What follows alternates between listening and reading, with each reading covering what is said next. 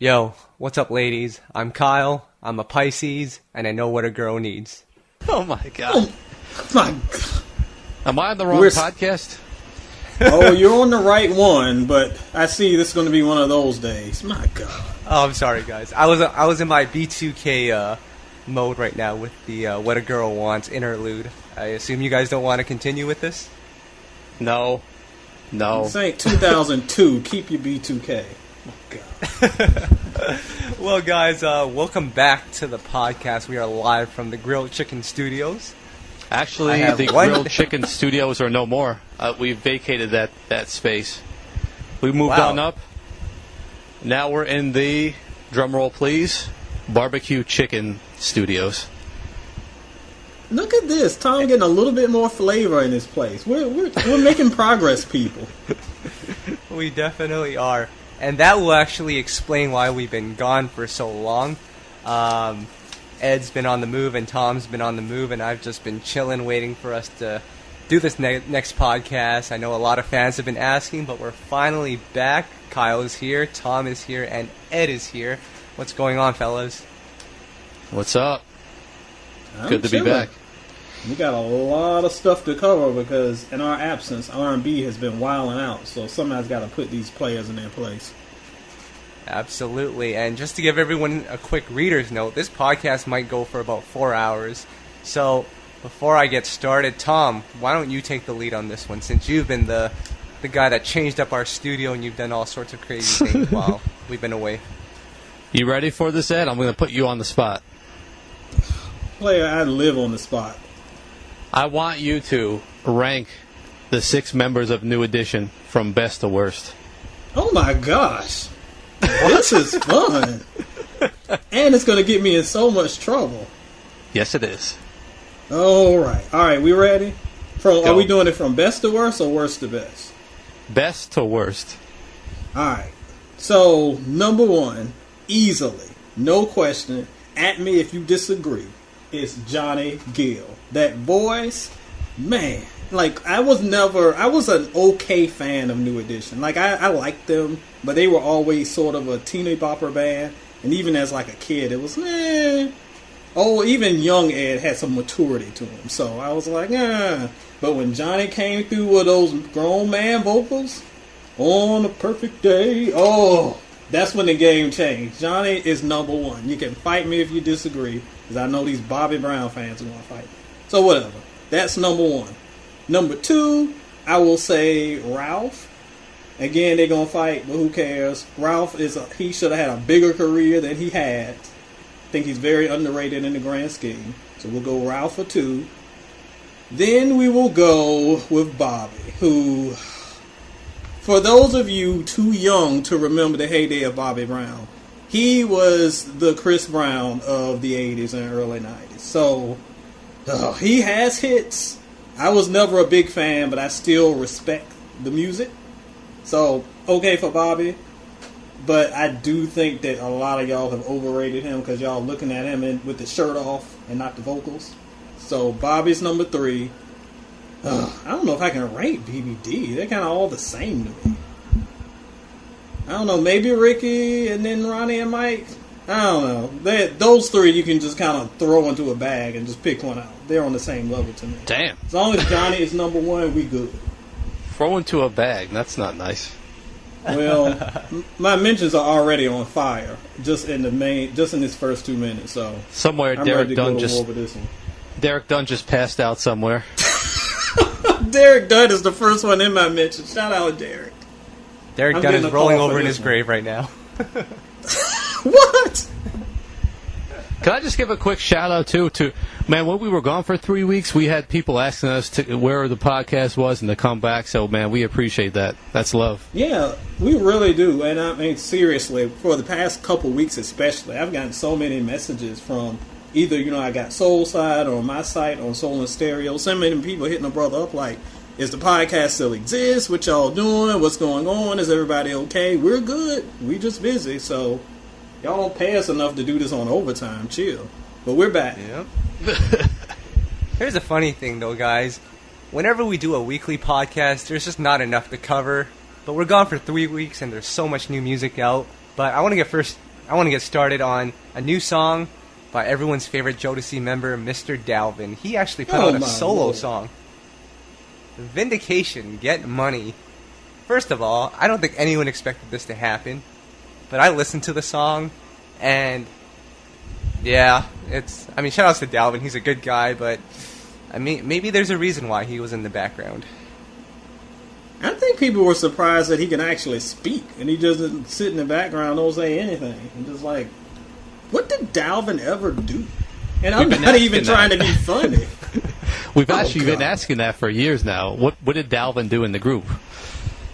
I mean, did he just literally just go pick up the chicken in the dry cleaner? He had to do something. Mm-hmm.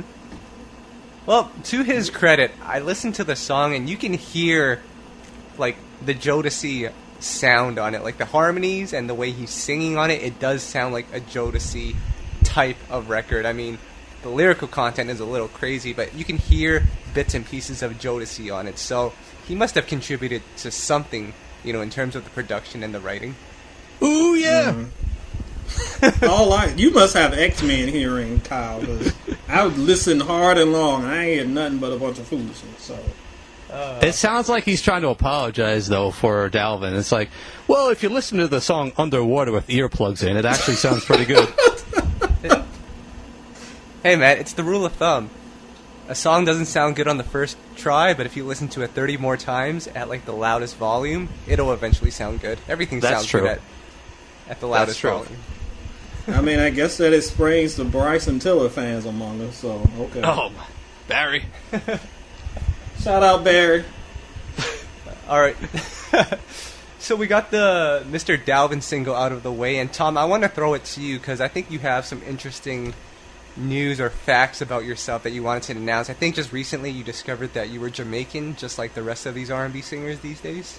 Oh, my God. I don't have a Jamaican accent, or if I did, I'd probably try to use it on this whole podcast. My beef was, how come people are just allowed to use a Jamaican accent whenever they want, rappers and singers? Ed, do you know why?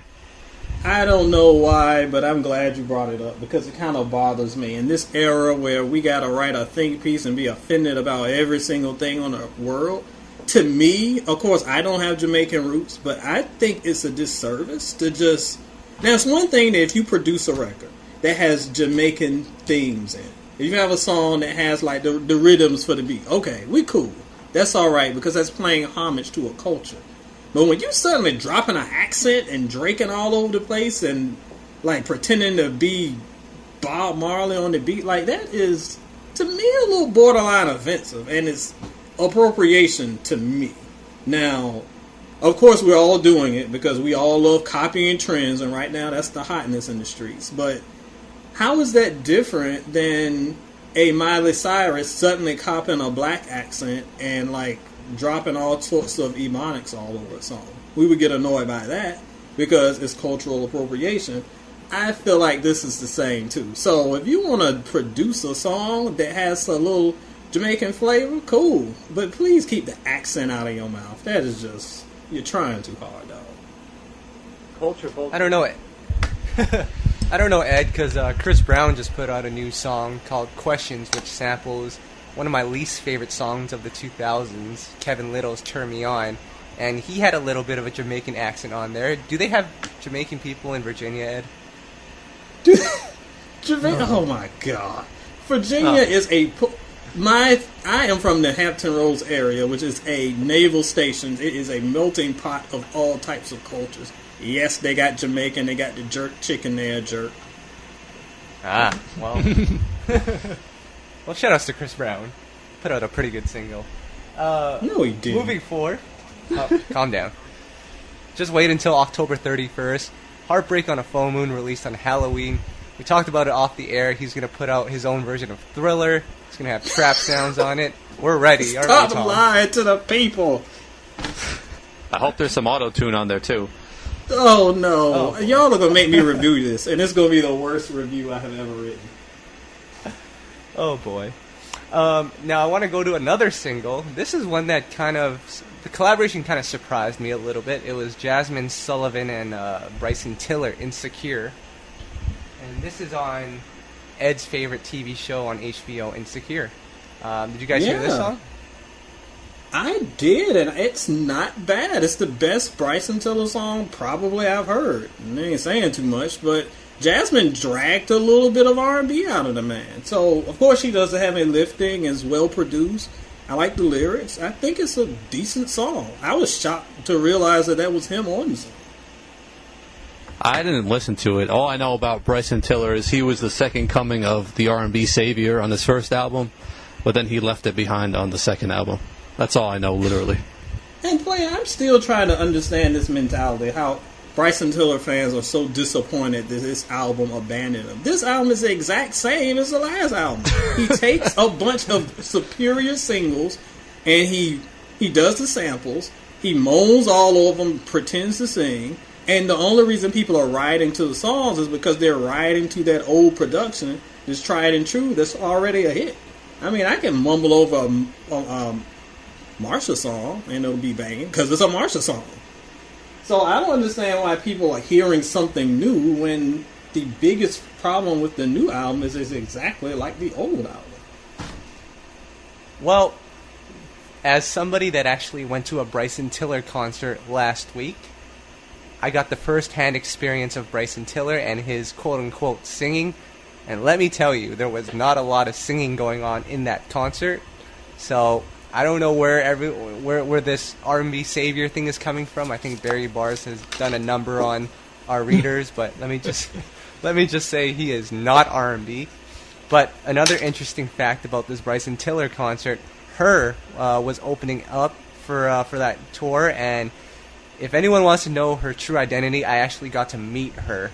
So if you want to know who it actually is, send me some PayPal money. You can send it to Kyle at YouKnowIGotSoul.com, and I will reveal everything.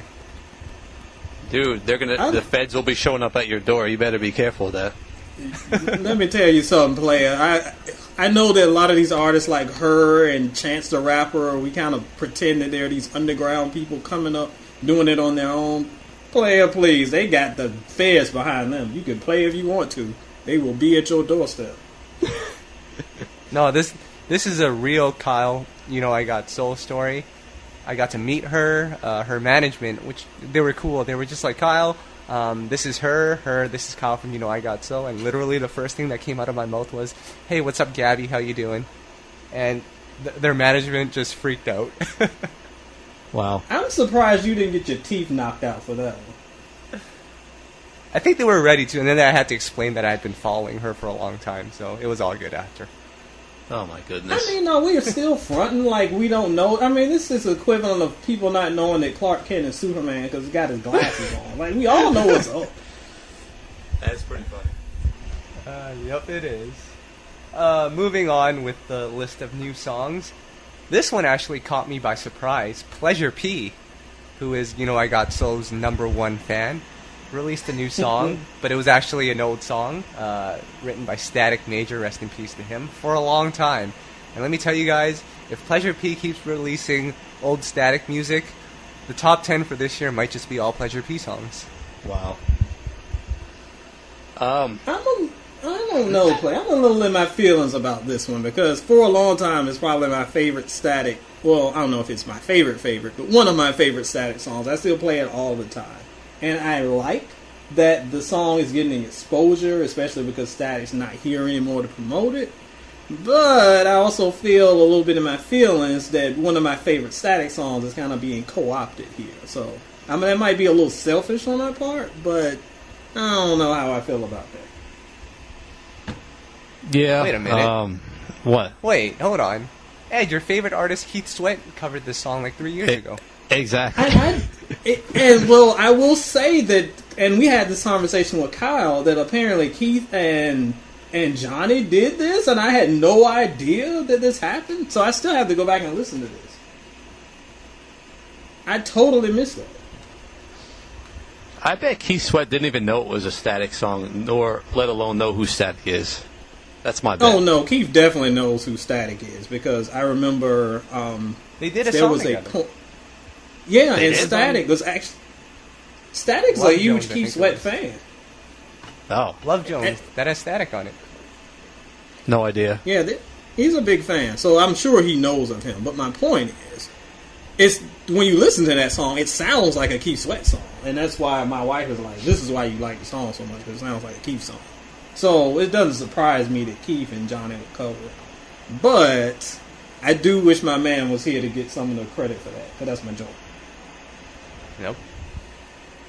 All right, so moving forward, we have... Okay, this is one that we can finally all talk about. This is 112's new single, Dangerous Games. I want to hear your thoughts on this, because it sounds like a 112 record, but with obviously some modern production to it. I think we all feel like they did a pretty good job of fusing the two together. Yeah, I thought so, personally. I didn't think... I mean, I felt... You know, you felt that classic 112 vibe, and I think I'm happy they went that way. Although, it's like I keep saying, I'm just... Every time you don't hear trap drums on a song, it's a win. So, I don't know if I'm just terrified, but... yeah. Ed? Well, shout out to my girl, Kristen Bookman, because she was the one who kind of sent me a link to their IG page a little bit before the song dropped, and was like, "Oh, they got a hit on their hands, player." And I listened, and I was like, "Man, you're right. I'm looking forward to this one." And she was right. This one is more in line with the 112 sound, but it does sound updated. So it doesn't sound like it's from '98, but it also is not them trying to, I don't know, Bryson Tiller themselves into oblivion. So I like it. I don't love it, but it's easily the best thing that I've heard from him, and enough for me to get excited about the album. The one thing that bothered me about the song was the amount of auto-tune that they're using on it. And also, who's the person singing on the second part of the second verse? I think it's Duran, but I don't ever recall Duran sounding like that. It was very awkward. It's been a while since I've heard it, so I have to re-listen to it. But I mean, it's 2017. Blair, folks get old. It could very well be Duran with a older sound, so to speak. It's a good point. If you don't take care of your voice, you know. Mm-hmm. Ask Cisco. Oh. Yeah, actually, Cisco doesn't sound bad live, though. You know, I've seen him recently.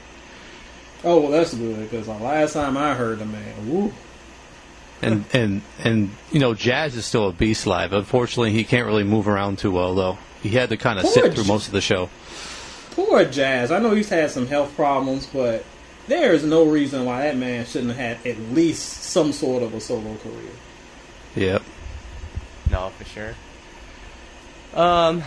Going down the list now, we have another new song. Luke James, who was the first coming of the R&B savior before Bryson Tiller came into the mix. He was supposed to be the guy to save R&B. He comes out with a new song, Drip. Now, I sent the song to Tom yesterday, and he listened to it, and he didn't know what was going on. And I listened to it, and I kind of knew what was going on, but I still didn't really know what was going on. So, Ed, did you know what was going on? I figured out what was going on. I'm glad between the three of us, one person figured out what was going on. Luke is kind of frustrating because he has the vocal ability to demolish everybody. I remember a lot long ago when we were talking about the best male vocalist in the game, and to me, he's number one, like, by far. Like, nobody's really in his level. But he's still trying to find himself creatively, so sometimes he gets a little too cute on some of these songs, and his vocals and the intent of the song kind of get a little lost. So I understand why both of you would be like, I don't quite get what's going on. I see what he was going for, and I like the song, but again, I feel like it's a lost opportunity because with the promotion and the publicity he's gotten coming off of the New Edition the New Edition story, if he hit big, he could have just dominated the rest of this year off of the strength of one single. This isn't going to get the job done as far as getting mainstream ears, but it's enough for me to be interested in what else he'd be having to say. I sent a tweet out recently kind of lamenting the fact that he never became a star. And it's weird because I feel like he's done, and maybe you could agree with me, Kyle, but I feel like he's went in so many different lanes and tried so many different things, and none of it has really just worked for him. And it's unfortunate because we really took to him because in the beginning he had a sound we thought would make him a star, and he unfortunately went away from it. It's just been kind of sad to watch play out. Yeah. No question. I mean, that Whispers in the Dark mixtape, I will ride or die for that thing forever. And you just knew that, like, that was it. But once he dropped his solo album and his most recent single, he keeps trying to find like a new lane to innovate. And I understand that from an artistic standpoint, but it's just not clicking. Yeah, for sure. But I think, who knows what happens with this whole New Edition biopic? It might bring a new life back into him. Do you think the single was influenced by Redbone? Because it sort of has that same vibe to it. Oh, man. I don't know if I'd say it was influenced by Redbone. I guess I see what you were saying. But it is a little bit more funk, kind of D'Angelo-ish a bit. So I understand where you're coming from there. Can I ask you about Redbone real quick? When I heard the song, I thought it was a female singing. I didn't even know what was going on. And then someone told me it was a rapper that was singing. It is a rapper that, yes, it's Childish Gambino. But if you did not know that it was him before you went into the song, you'd have no idea who that was. Someone told me they thought it was Macy Gray. Oh, man. Sorry. I'm sorry. Hey, yeah, I don't know. Who is Childish Gambino again? Oh, the player. He's like one of the, well, I was going to say he's one of the biggest rappers, but musically I wouldn't say he's one of the biggest rappers. He is Donald Glover, one of the biggest artists / actors in the game right now. And he's doing his music thing too. Yeah, he's another artist that I feel like got eaten up by the Drake bandwagon because he should have been much bigger as a rapper. He tries to do the singing thing. It don't quite work out, but it's a pretty decent rapper. Why is he singing, out of curiosity? Why does anybody sing? It's like if you're a rapper, you're like, you have to have in your contract, if I put out this rap album, I have to have at least 2 songs where I'm singing on the album. But it's like, it's so weird because it went #1 on Urban AC. It's like, why would they, it's just not something you see from a younger rapper to do, I will say the song is freaking catchy because it was one of those songs that when I first heard, I was like, what is this garbage? But pretty soon it kind of hooked the brother. Right. It's just infectiously catchy. That's all I can give you on that one. But yeah, Gambino, I would rather hear you rap than try to be Sly and the Family Stone all over the place. But it's working, so kudos. Now, whenever I think of Childish Gambino, I get him confused with Chance the Rapper. I don't know why. And I was thinking, so as you guys all know, we have the R&B Hall of Fame.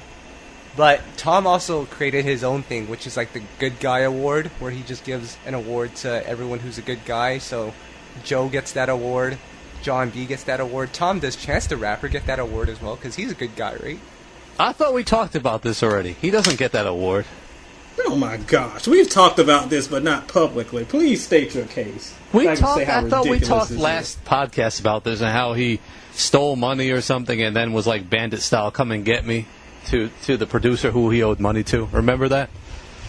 Yep, you did say that, and I think Wale called him out on that. Yep, and we love Wale, so we would always y'all ride with Wale. I don't ride with Wale, but don't get me started on that. Listen, Ed, keep it R&B. Wale brings the best out of every R&B singer he worked with. We never heard Lloyd singing like that before. We never heard Usher like that in about 15 years. You named 2 people. Let me name 47 that he has like drugged through the mud on his little tracks. Like, I get mad at Wale because he just continues to. He should be a 4 or 5 star artist, but every album is 3 star because he just always puts it in second gear. Player, step it up. Stop fussing on Twitter. Maybe I'll give you some newer stars on that album. Ed, you're eating at Denny's and expecting a 5-star meal here. That's what you get from hip-hop these days. We got to take what we can get. Oh. No, if you're eating at Denny's, at least I want something other than some runny eggs. Like, make sure the thing's not sliding all over your plate, dog. Make the bacon crispy. Come out here, old half-cooked bacon. That's how you treat Wale? Like a bunch of runny eggs? Damn. Yes. I heard the last album. So, speaking of good guys and good girls, Keyshia Cole, I don't think will get an award from us either for being a good person, because she, for some reason, she hates us for some reason, and we're not quite sure why. She blocked us on Twitter, and Tom says he didn't do anything, and I definitely didn't do anything. But Keyshia did actually put out a new single earlier this week, Incapable, which I personally really like. It sounds like a great song, but it also sounds like a K. Michelle song for some reason. It was written by K. Michelle, wasn't it? No, it was written by Elijah Blake. Okay. Sorry. Yes, it sounds like a K. Michelle song. It does sound exactly like a K. Michelle song. It was produced by, I think, Danger, so I like it. I don't know that I'll say it's one of her better songs that I've heard as far as the singles that she's kind of dropped here and there.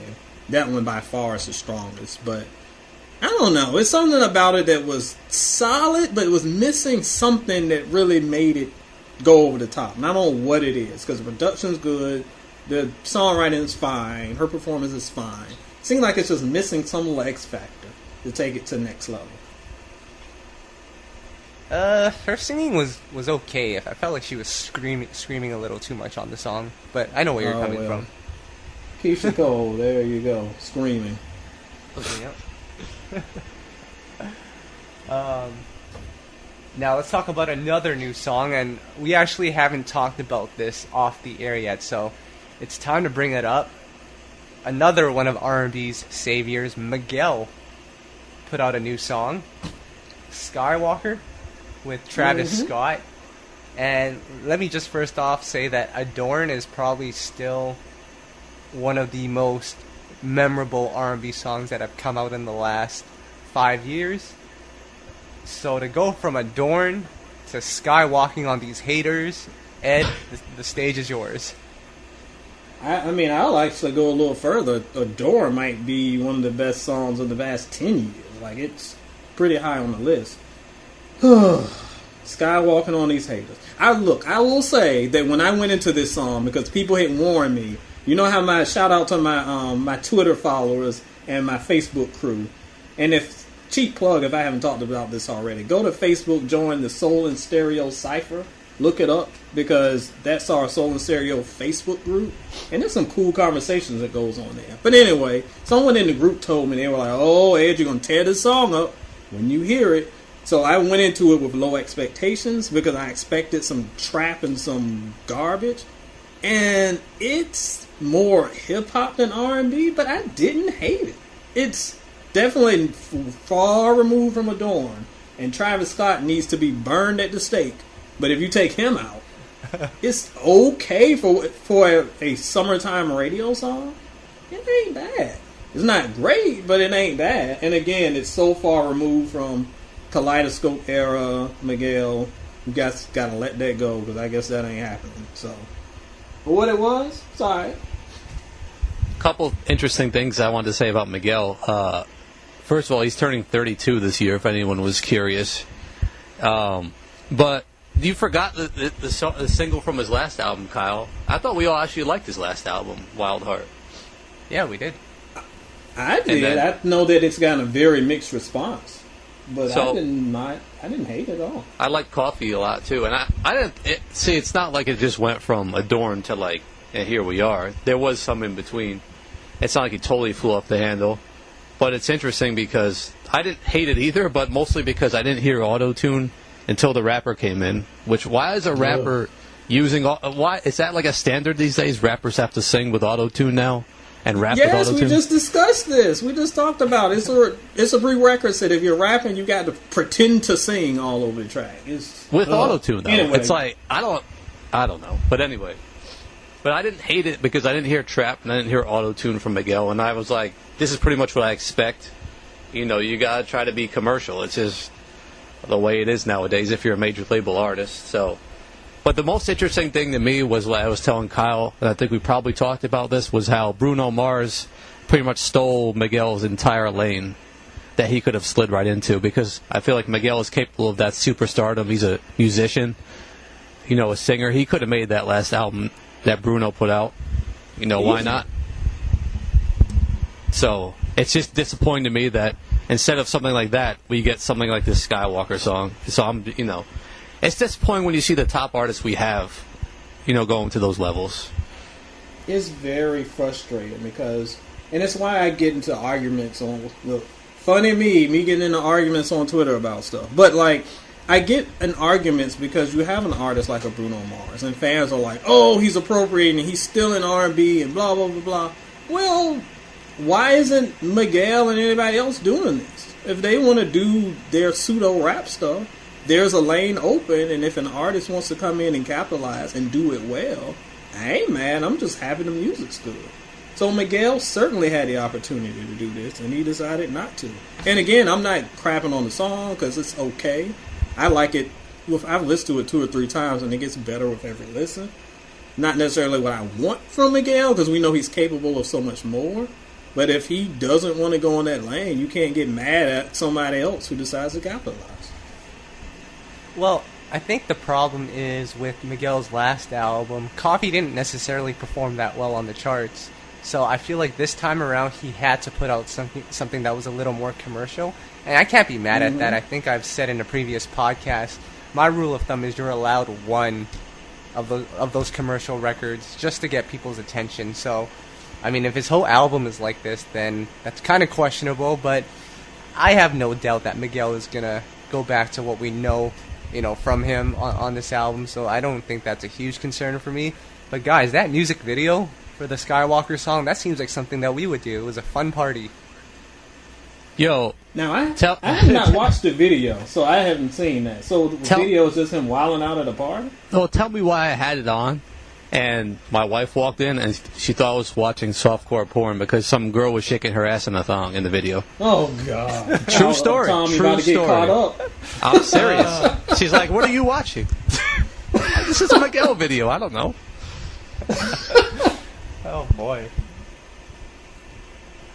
Some other new songs I want to touch on, and feel free to talk about them if you guys want. But I know we're running. I don't want to have this drag on for 3 hours. But a couple of new songs. Vivian Green, Promise. Did anyone check out that song?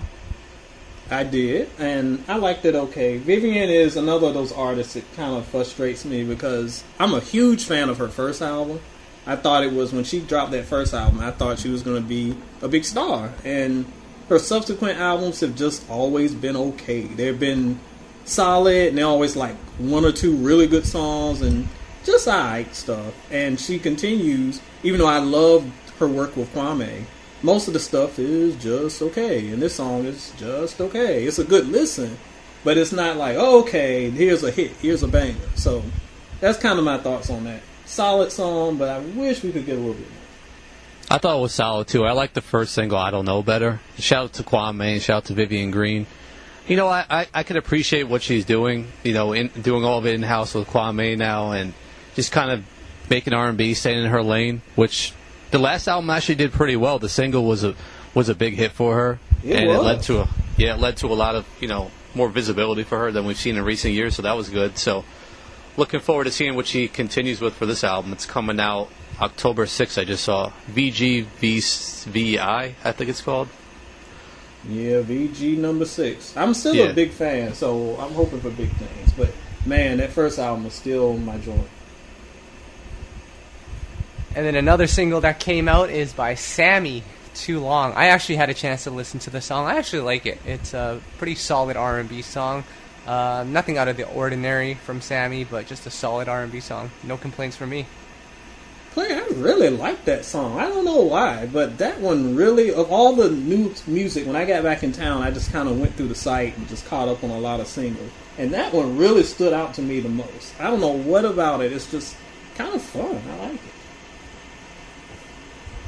And another song that came out is by Case. Now, Case premiered this on our website. Case has also turned to Jamaican for anybody that's asking. But Tom, didn't Case give us a shout-out? Case did give us a shout-out. I think his publicist was looking for a place to premiere the song, and he told her, I F with You Know I Got Soul real hard. So that's a compliment. if that's a... we love Case, so... And at least he's not, rapping or... I mean, it's a Caribbean feel to the song, and we were happy to premiere it, but, he's coming out with a new EP soon.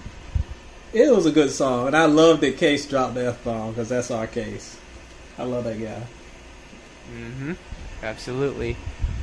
Now, I want to finally get into some albums. I mean, we've been talking about singles for the last 30 minutes or so, but it's time to talk about some albums. Now, I want to first off talk about an album that I don't think any of us knew was coming out, and that is Brian McKnight. He put out his new album, Genesis. Did any of you guys know that was coming out? Because, Tom, I think you had said, I think Brian McKnight's mission was to put out an album and have no one know about it.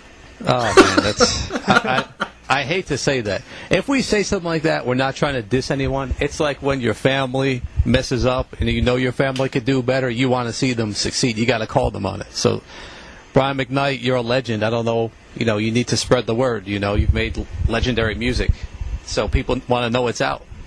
But I did know it was coming out, but it kind of slipped off the radar, to be honest, because I had it written down and I just hadn't heard anything about it, so I wasn't really sure. And then, boom, it was out there.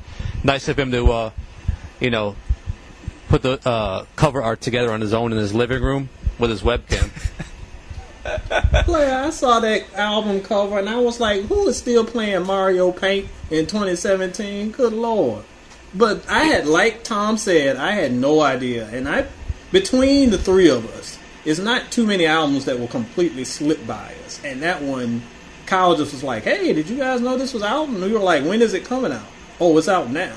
I was like, okay. It's weird that it completely slid by all of us, so I have yet to hear it either, but whenever there's an album that just pops out of nowhere, my expectations aren't very high. Did any of you guys get a chance to listen to the album? I listened to it a little bit, but I'd be interested to hear your thoughts on it. I haven't got a chance to get to it yet. I haven't either, but the singles he put out, the few I've heard, were actually kind of that vintage sound he's been known for, so I'll have to check that out soon. Yeah, I listened to it, and I think the album starts off okay, and then he starts dibbling and dabbling into different sounds, and it kind of lost me a little bit, but I have to go back and listen to it some more. Because, Brian McKnight is one of the most talented R&B artists out there, so who knows, there might be some hidden gems on there. Here's my feedback. Go ahead, Ed. That's kind of annoying because his last album, that was my main complaint with it, is that it kind of jumped all over the place when it came to genres, and it makes for a very inconsistent listen when it's like hopping from this to this to this to this to this. And I was hoping that this one would be a little bit more cohesive, so that don't sit well with me that it sounds like he's making that mistake again. I'm just frustrated a little bit with him, and we love Brian McKnight. If we can make a list, he's probably in the top 10 of our readers' favorite artists who come to this. I Got Soul. It's just that man.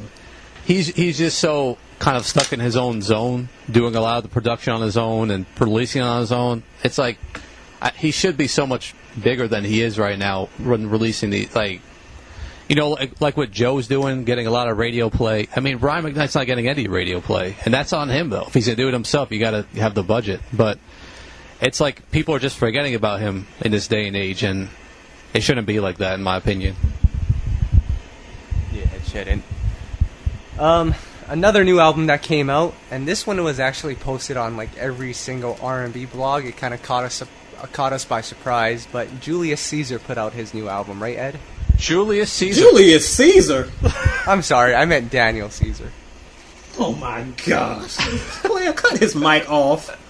Well, actually, I said, how was that new Julius Caesar album, Kyle? I never even heard of this guy. Who is he? So he's some guy Canadian. I just know that he's Canadian. I just know he's Canadian, so he's an automatic win. But Ed, I saw that you reviewed the album earlier today. Oh my gosh. Yes, I did post a review of that album. Daniel Caesar is who we're talking about. And he's been one of those artists, he may have kind of hit right before I started working with you guys, but he got a lot of buzz because he's straight from the church, he didn't perform gospel, but you can tell he's one of those artists that kind of cultivated his sound in the church. And he dropped a couple of EPs years ago. And the critic sites were all over it talking about he's the next big thing, blah, blah, blah. And then he just kind of vanished. And I kind of forgot about him. And then suddenly, here's this new album. So I checked it out because I liked the earlier stuff. And I will say, I was quite surprised. It is very well done. It's just 10 tracks. It's very short, very tight. got a big features from your girl, her, and Sid from the internet's up there, a couple other folks.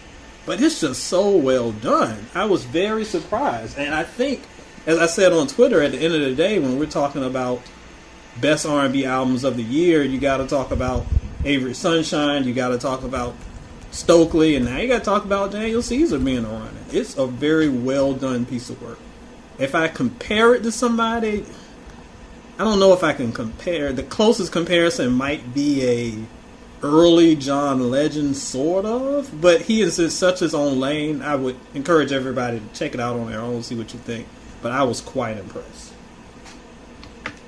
Impressed and John Legend? I never thought anyone would put those two words together in the same sentence. Oh, come on. Well, you definitely would. Especially not on this Wow. podcast.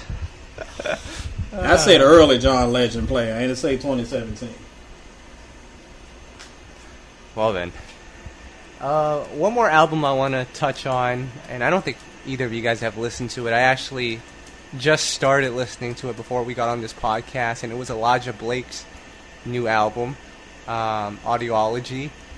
Released it independently. I've only really gotten to the first two songs, but man, it's sounding like something that could be potentially a great album. It sort of has that 80s, 90s sound to it. Very Prince, very Michael Jackson influenced. The first song on the album sounds like a Chico DeBarge song. So that's what you're dealing with this album. But I think once we get a chance to listen to it a little more, we might be able to dig deep into it. I think you buried the lead on this one with the elephant in the room. Can we talk about this album cover? Because I got words. Oh my goodness. There was a naked ass in my face. Look, I was like, Kyle is like, have y'all seen this album cover? And then he sends this thing, and I'm like, who is this booty warrior all up in my comments? Booty warrior. And I'm like, what? And before because I know someone's going to be like, oh, D'Angelo was naked. D'Angelo was naked strategically. We ain't see anything beyond that lower waist. But Elijah got them cheeks aflame all up in your face. So, I don't know what your player doing, but he needs to dial it down. Shout out to my man Gaetano. Big fan and supporter of both our sites. I remember a couple weeks ago, he posted this thing on Facebook. It was so hilarious, but so true. It was like a list of things that R&B artists needs to do to be successful in 2017. The joke was that nothing he listed was being an actual good singer. But one of the highest things on the list was go to the gym and get cut up. Because apparently Elijah heard that, got his abs, and was like, let me show this off on my cover. So, I guess he's first step to stardom, and we ain't talked about the music yet. So, put some clothes on, player. Jeez. Dude, I thought you were seriously about to shout at Gaetano for doing the same thing. Gaetano's not hitting me over the head with that guitar like the honky-tonk man. Please. Yo, imagine that. That would be a great way to get fame for Gaetano. Take a naked picture with a guitar in front of his privates. Ladies would eat that up. Oh, they would tear it up. And then I have to diss him on my site, and I don't want to do my man like that. Oh, man. I want to quickly talk about one more thing before we get into our Hall of Fame and everything. But Tom, you interviewed Tank recently, didn't you? Oh, I've been waiting for this moment. No, boy. Yes, I did. September 29th is the release date for Savage, and Tom really went hard at Tank about the direction of his music and what he's trying to do. I think one of the funny parts in the interview was Tom was just like, why are you competing with rappers if your single is on Urban AC? And Tank, to his credit, he did have a pretty decent rebuttal, but man, as I listen to all these new songs he's putting out, so we have the lead single When We, which Tom, you know that theory I was telling you guys earlier about playing the song over and over at the loudest volume to get yourself God. convinced that you like that song? Tom tried that, and I don't think it's worked so far, right? It hasn't worked, man. But Tank said this years ago that no one cared about when he put real R&B out, so he's never coming back, and he's not. So here we are with Tank in 2017. Yo, but his new song that he just put out, Savage, that is the most disgusting song I've ever heard in my life. What do you mean disgusting? That sounds like whatever the people are making, isn't it? I was going to say, it sounds just like every other disgusting song I've heard on the radio. But that's the problem. It's from Tank. Dude, well, that's the thing. Player, and listen, I know y'all gonna get pissed about this, and Tank, please, you can tweet me at ET Bowser. These are not the comments of YouKnowIGotSoul.com. They are the comments of Soul and Stereo. So listen, players, I know we all love Tank. Everybody loves Sex, Love, and Pain. It came out in 2006. But it is 2017. When are we gonna stop making excuses for old dude? He made great songs. But it's been a long time since I gave a Tank album more than 3 stars. And it's because he's telling y'all, I'm not going to make this music anymore. I'm going to make me some old hip-hop garbage and hopefully get some play on these mainstream stations. He's telling you what he wants. If that's what you want to do, cool, but I ain't going to front like it's good. So, I love Tank's old stuff. But, I'm going to call garbage. And I think the biggest takeaway for me, though, was that TGT is nowhere near close to coming back together or even putting out another album. No. Because I think that's like our only hope from getting R&B from Tank. And if you read between the lines of his answer, though, it really came across like Tyrese really wanted more money to have to do that project, another project. So that's what I took from it. And that does not shock me in the least. But you know what's interesting about Tank? It reminds me of when you just spoke about Miguel and how no one supported Coffee. It almost feels like Tank didn't feel appreciated when he put out R&B albums, and now it's like, well, I guess no one wants to hear that from me. I'm just going to put out trendy stuff, and here he is. And honestly, that's his prerogative. Like, if he wants to do that, that's fine. But I'm not. What annoys me is when he puts out that stuff and he says, I'm not going to do this R&B, I'm going to do this. And then he puts it out, and everybody's like, oh, it's not that great, but, you know, Tank is... We love Tank because he put out that album 10 years ago and it was good, so I'm going to keep giving him the benefit of the doubt. Nope. If you say you putting out some whack stuff and you putting out some whack stuff, I'm going to call it whack. Mm-hmm. But here's the interesting thing. I've seen a couple of different reactions. So our girl Amber Ricks, who's a huge supporter of ours, she said something that's sort of aligned with what we're saying, which is, you know, I'm sorry I'm not impressed with the song. It might be the first Tank album that I don't buy. So that's sort of like the expected answer, but I mean, in Tank's interview, he says at his concert there are people turning up to his new stuff as well, and they're not of the younger demographic, they're the people of our age or older. So I think the older people are adapting to this trap stuff. So maybe Tank has a point. Listen, play. If I spent $30 to go to a Tank show, he can sit up there and sing Sesame Street. I'm a bop to it or something. 'Cause I'm trying to get my money out of it with my bop. So I might like it in the moment because he's performing it, and maybe some of them really do like it. But when you have a fan like Amber who has rolled with Tank this long time, and he is saying, I don't want to make music for you anymore, you're doing yourself a disservice because you are turning away your fan base. I'm not talking about the people that just want you to take your shirt off and gonna go to the concert to watch that and just gonna turn up to whatever. But when you have a huge fan base, you're intentionally pushing them away. I think that's dumb, but who am I? I am no R&B superstar. Can I just read you a couple really quick YouTube comments that were posted on his last song, Savage? Ready? Someone wrote, he's showing his versatility. He deserves to do what he wants. Then people wrote, love Tank, but this is a no for me. Stay true. Someone wrote, while you're jealous, if you think it's good, then play it. It's not easy to do your thing and be successful, but Tank's always been successful. Leave him alone. Bro, get back behind the piano and make some real music again. Somebody call the man and tell them it's a gas leak in here. I don't know what that means. Tank, I just introduced my girl to your music, bro. You failing me right now. And finally, last one. Hold on. It sounds like these new age rappers out here. I'm trying to get pregnant tonight. Hey, that's true. Me too. Though. That's true. Well, I mean, it shows that there's a divide. I agree with like half of the comments, and half of them I didn't. I do think Tank can do what he wants. If that's the kind of music he wants to make, cool. But like I said, you can make it, but I'm going to tell you it's trash, so do you, boo. Well, another interview that we did recently was with Jodeci, and Tom, didn't Jodeci say that she was bored with urban AC music?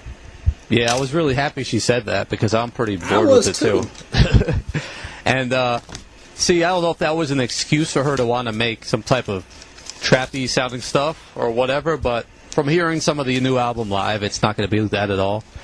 But guys, I mean, I think that's an issue. Like, she said it's getting stale and it's getting boring, Urban AC, and I could agree with that. What do you guys think? I definitely agree. I think that's why when you got a Luke James who's trying to do something different, I understand, because and I talk about it all the time, like, we love certain eras of music, but the 90s is gone, the early 2000s is gone. Like, R&B is looking for that next sound to kind of take it forward. And I'm proud of the legends who want to try to find the next sound. I'm not talking about legends who are just copying what rappers are doing, Mr. Tank. I'm talking about artists who are taking their current sound and tweaking it and involving it a little bit to try to find new things. Because she's right. Like, it's a lot of people are like, man, you getting a lot of the albums this year the same review, because everything this year is going to be the same kind of run-of-the-mill, paint-by-number stuff, and it's kind of disappointing. And it's boring as a reviewer. At least give me some straight-up garbage so I can have fun with it. So I'm not mad at her, and I certainly understand her frustration. I get it. And haven't you gone on record as saying that Charlie Wilson has released the same album for the past 15 years or so? I think that was a man by the name of Thomas Leo who said that, but I thought you don't let the facts get in the way, player. Oh, man. Oh, man. Man, I'm tired of hearing guys complain about this. R&B is in a good space. I mean, what do you want from these artists? So you don't want them to put out Urban AC music, you don't want them to be Jamaican, and you certainly don't want them to be mumbling. Like, what else can they do? Give us you something. don't want them to be mumbling or pretending to be fake rappers or fake Jamaicans. What do you want from them?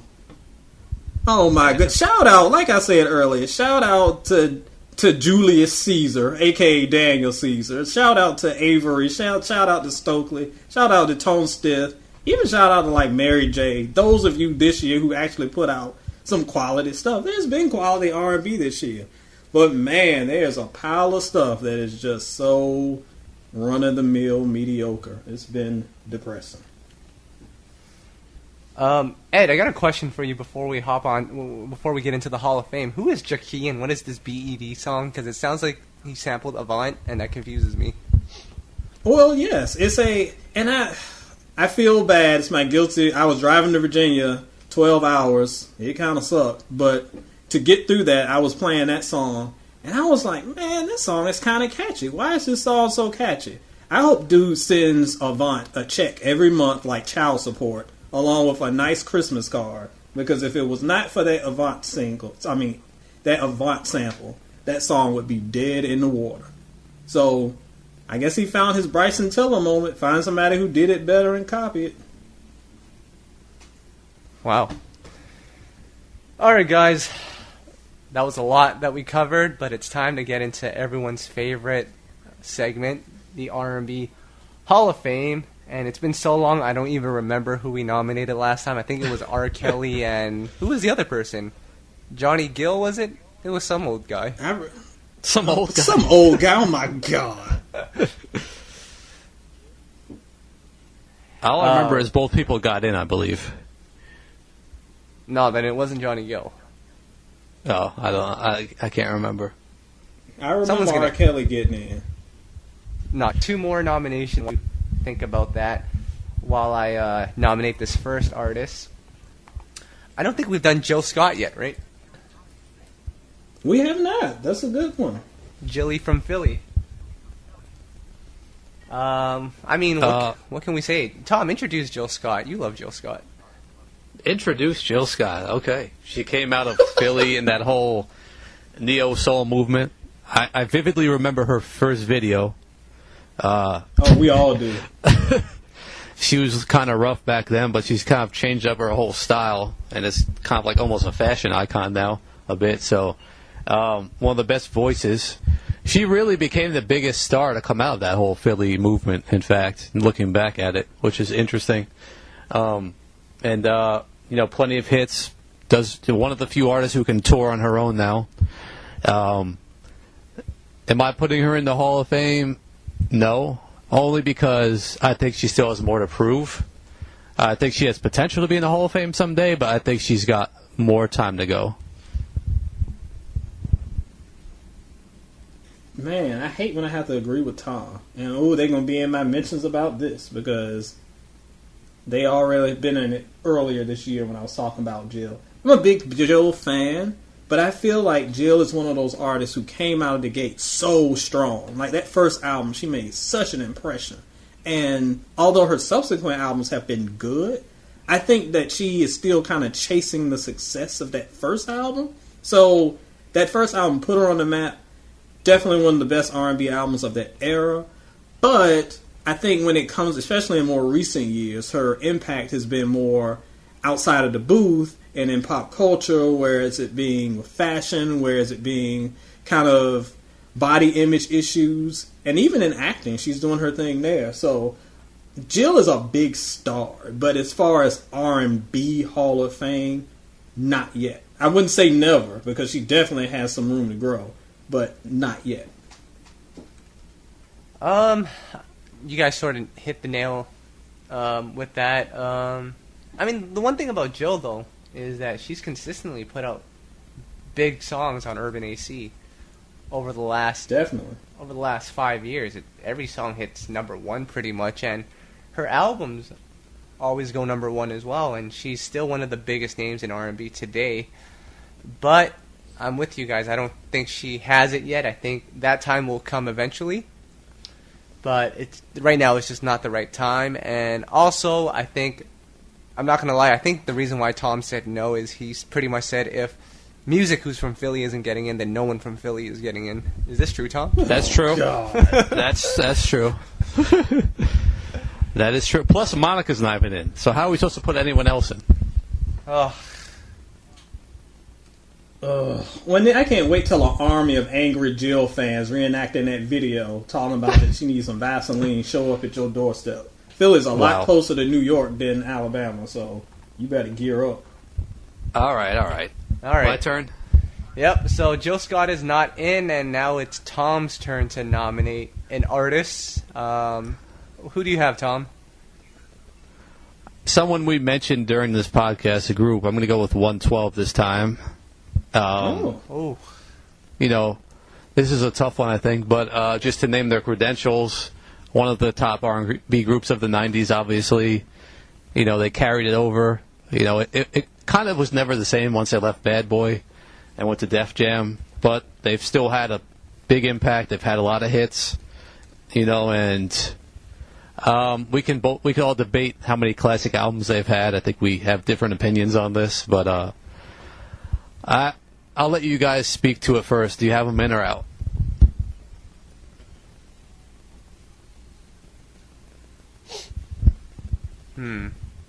This is a tough one. I'm gonna say I'm gonna say no. I'm gonna say no just because of the contrast between their first two albums, or maybe three, and, you know, the latter part of their career. There was such a huge difference in quality that it's hard for me to give them a yes. First album is a classic, a little ballad heavy, but I would say it's a classic. Second album, which I really like, is a classic. Third album, I don't know why Ed loves that album so much. I do like the album. I don't think it's a 5-star album, because if we're calling that a 5-star, then I want to put in Chris Brown's debut, Omarion's sophomore album, Usher's Raymond vs. Raymond album. We can put those all into the 5-star category. I'm just kidding about Please stop drinking and continue your conversation. My God. I'm just kidding about the Raymond versus Raymond. And then Hot and Wet, you guys know how I feel about that album. I think we all feel the same way about that album. And then the Pleasure and Pain album, I didn't really like. I mean, I liked some of the songs, but it wasn't something that I really, really went back and listened to over and over again. It's tough, because they did make Cupid, which is one of the best songs of the 90s. And they did cross over with Part 3. And you can't forget about all their songs with Biggie. But Hot and Wet if you put out an album like that, I cannot put you into the Hall of Fame, unfortunately. I'm going to go with no. But it's a tough one, because I'm looking at their discography now. Come See Me. Whew, I love that song.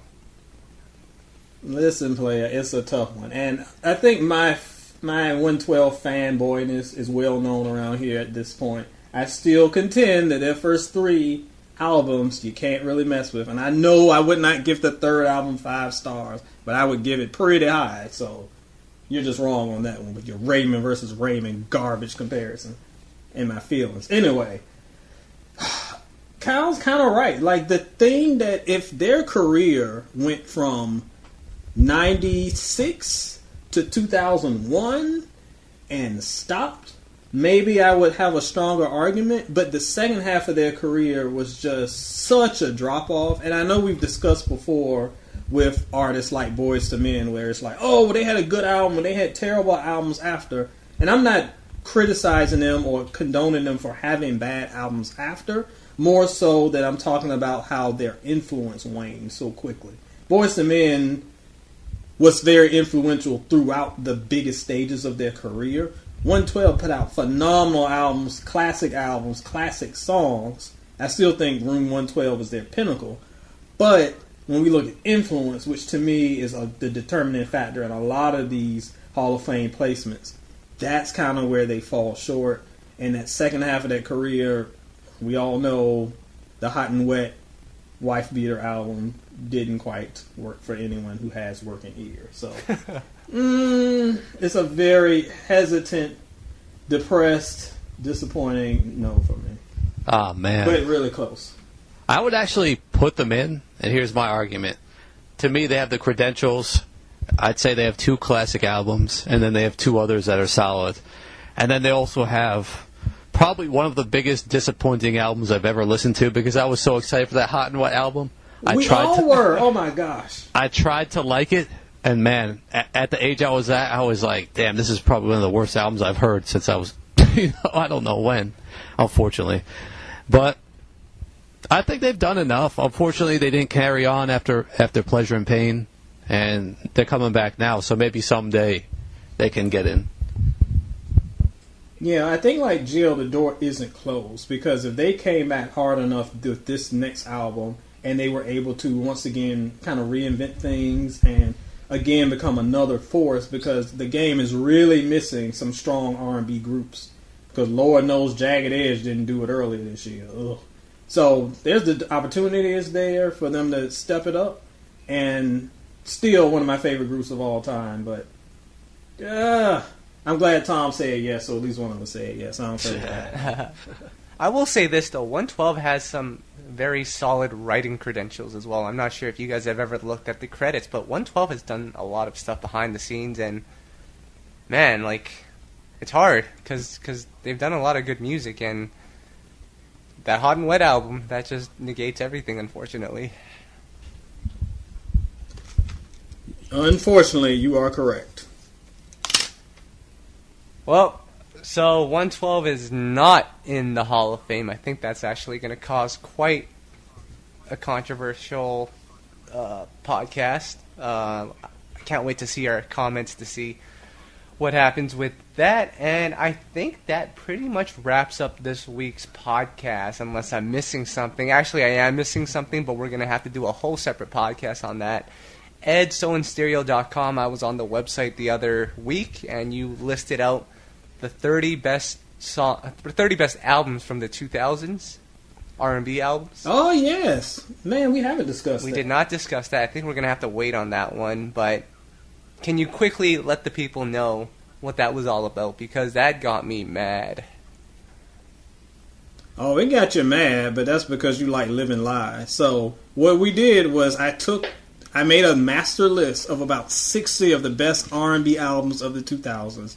And by 2000s, I mean 2000 to 2009. So anything after 2010, y'all didn't get counted. Do that a couple years from now. Anyway, hold on. Before I took a master list. Can I just cut you off really quickly? What could have possibly have made the list after 2009 on that list you made? Probably a couple of Miguel albums. Maybe. That's it. Interesting. Anyway, so I took a look at that. We went through, narrowed it down to 30 albums. It took me probably like almost a month to get this together because I know a lot of people from my generation love to crap on the 2000s and harp on the 90s. There was some great stuff, especially the first half of the 2000s. So it was some regretful cuts, some tight listings, and I got together a list that kind of influenced not only influence, but impact and quality of the album and legacy. So that is what determined the top 30 list. So we will go through that next podcast because I'm sure Kyle was very insulted when he saw No Ashanti on the list. Damn right.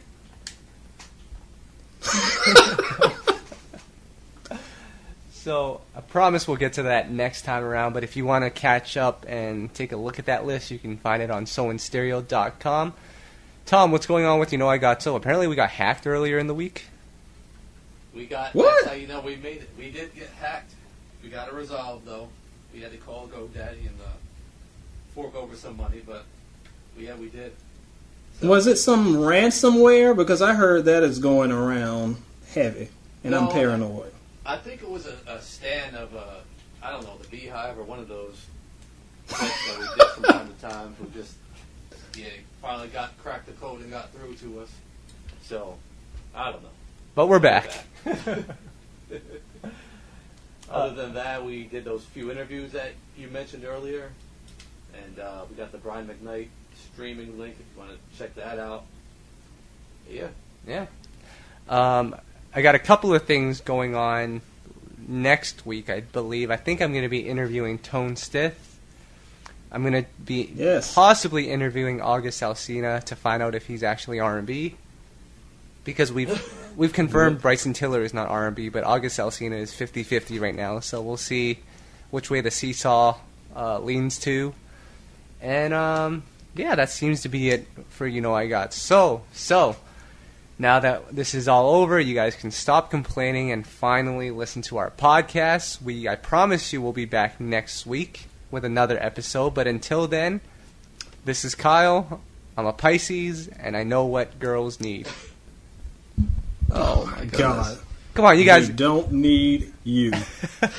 You guys really aren't going to do it? No, I'm not going to do it. I'm a happily married man. We're married men over here. Oh, okay. Well, excuse me while I wear my wife beater and I'm, in the music video with fans blowing everywhere. I'm just kidding. Anyways, I should probably get out of this before we get in trouble. So this is Kyle, Tom, and Ed. Please do. Peace. Peace. All right.